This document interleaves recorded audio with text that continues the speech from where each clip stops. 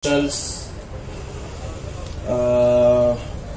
may nga po sa iyong tanan kuan katong mga natingang anak ko diri katong pang Sabado ni nakauli na kong Davao. Kibaw mo nga unsa kini bitong trabaho sa politika kanang dagagsamok bitaw, dagagsamok gubot ana, pero wa gyud bisag kausa sa ako ang kinabuhi nga pagsugod na kong politika nga nakaingon ko nga pait akong kinabuhi o lisod ako ang trabaho dakoy reklamo gyud isa tinuod lang ang una gyud mo kuan sa kuna-huna ba kay parehan ninyo nga naagyoy mga nahitabo nga trahedya sa kinabuhi. Noon ako ang papa ilahang dito sa hig ana. Pero trabaho na mo ni.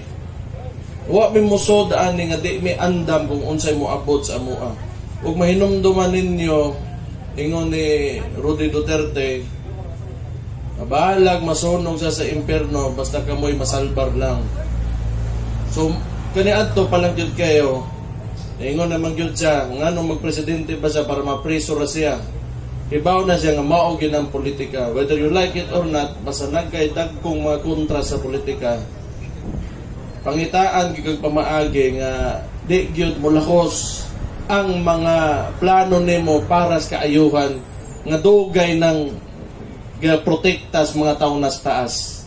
Mao nang init kay na sila tanan sa iya karon gitungod tuwa siya ning dapig sa inyo ha. Maunang gibuhat sa iya karon nga treatment sa mga tao nga pipila lang nga nasa sa society. Kunya di sila gusto nga na ay tao nga mobungkag sa ilang sistema. Nga karon pugos kay nilang ginabalik para tungtungan na po nila. Pero ako ginaingon lang sa inyo ha nga sakay ba kani bitong mutanaw kas kinabuhi nga lisod kayo nagyapon kay makit-an nga mas naglisod pa sa imuha. So muna ako sukad labi nagkarong adlaw makakita ko ninyo layo ra gyapon kaayo ang trauma nga inyong ginagian, ang kamingaw nga inyong ginaagian tungod kay nawala lang inyong pamilya sa ingunani nga butang. Kana dugay kay nako sukat nihimo kong Vice Mayor. Permente na akong ginabalik-balik sa kong kunahon na di 2016 paglingkod sa kuamakan. Timan ninyo. Na ay di gyud mo sugot nga mo na matungtuhantod karon hantod sa napsod sa prisuhan. Mao lang gyapon ning mga ingunani mga kontrahan nato. Mao gyud mo na sukad 2019 pagtungtong na ko politika.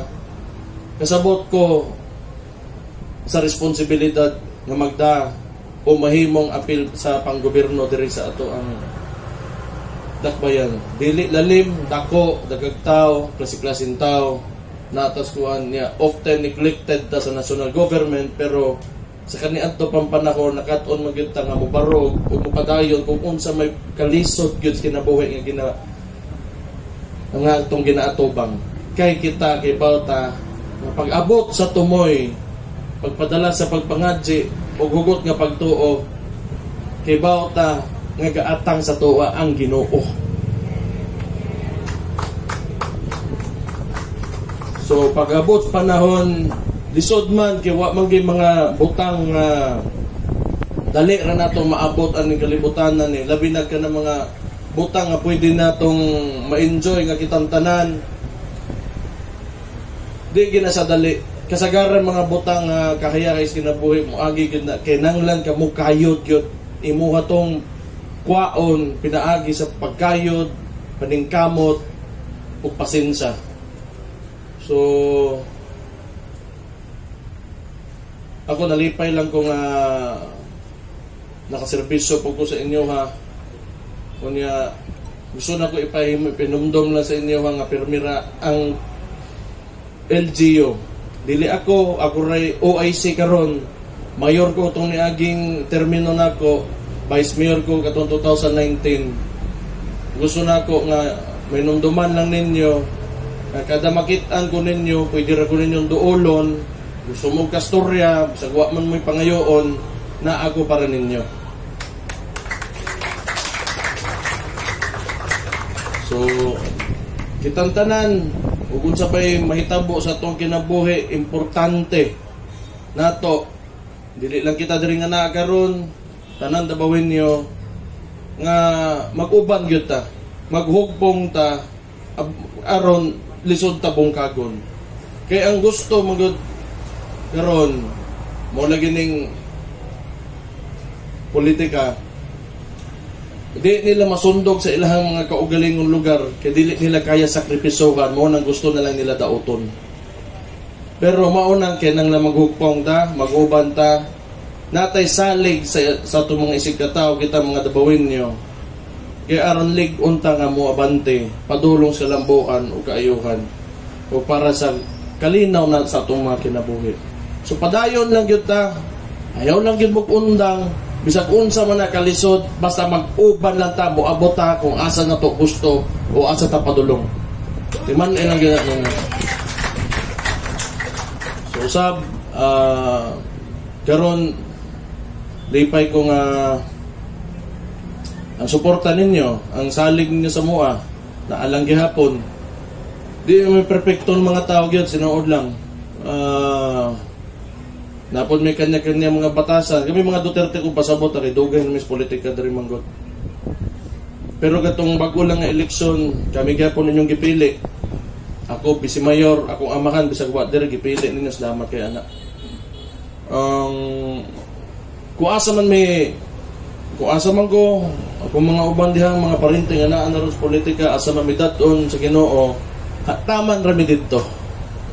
Moro na akong ginaingon. Pero samtang nga naami nga gipili ninyo nga gadumalaan ni lugaran ay ihatag na mo among tanan para sa inyo. So, moro man to. Enzo, salamat eh. 3rd district na to niya konsehal nga niya kaderib ni ato sa usay. Ngano ni ato kaderib? Usay komite ba ni mo? Social services. So, buutan po ni bataag yun. Buutan gid ni siya. Maayo po ni kaning kuan nato, kaning mga kapitan nato, mga konsehal nato, mga mayong tawo na nailhan ko na muna sila sukat 2019. Anda mo serbisyo, gipili ninyo tanan hugpong sa tawong lungsod. Salamat kay anak yun. Meningkamot me. Matarong ang trabaho, mahatod na mo tanang serbisyo nga kailangan ihatod o responsibilidad sa gobyerno. Pasalamat po ko katong mga kuan, katong mga nagtrabaho, pareha ka mo mga CSU diha, mga street sweeper, mga police kanang gabantay dire. Insurgency free na ta, tulog ka tuig na, daghan na layo nagyapta ng Davao City. Layo na gyud kaayo. Tanaw na ko ang tawapugnan. Wala man goy sayop ka pag abot kung matinod na anon imong intention sa imong pagpanarbaho. Maura gyud na gyud. Kung gawas ka diyan, puro salida lang. Ako, suko lang ko kay Marcos. Suko lang ko kay Marcos. Yun. Binuangan niya ko iksoon eh. Pero personal na ako, politika po, wak po dyan pulos po na kuan. Nga presidente. Tanawag ka ron, dito ang nibaha, kita imbestigahan. Asa mong utok ang tawhana?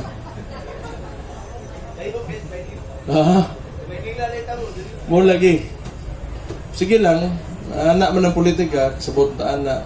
Pero mula gina, di na ko gusto kay mustorya anak kay naamanta diri para sa ato mga kuan. Ang namiya sa kinabuhi. Akong papa, tuwa po dito. Biyaan mo yung porbasi mo ulit pa to. So, mo na, mga J lang kita. Kay atong kalaban dagko. Dagko na kayo, dugay na aning mga ing-ani ng mga duwa sa kalibutan. So, ilang anak mo na basta lagi ako ano yung ng batasan sa tao mo na ako ginasiguro gid nako nga Bisag sa usa ka semana mga J ko ba. Kaya ang batasan gyud tao. Di man tanan ha. Munang nindot na mo simba tag Domingo.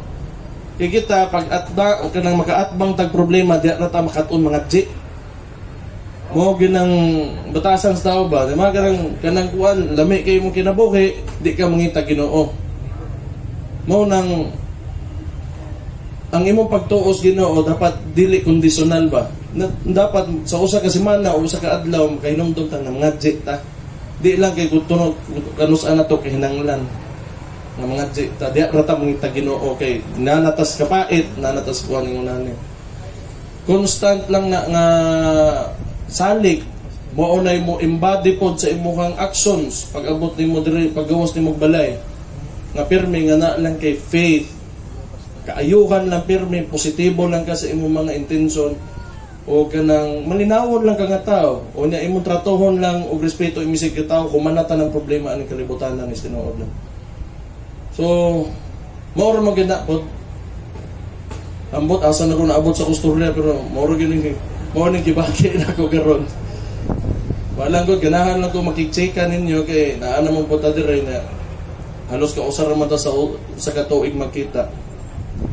Pero mo to balikon na ko unsa ko giingon ganiha nga anytime na ang CSWDO palihog lang og tan-aw gyud sa ilaha kay dili man to it was nobody's fault. Everything happens for a reason. Ang Ginoo ra gyud nagkaibaw ko sa tubag sa tanang pangutana ani kalibutanan ni. Pero kay naa pa man ta diri karon, padayon ta sa itong mga kinabuhi. Salamat kaayo ug maghapon sa inyong tanan.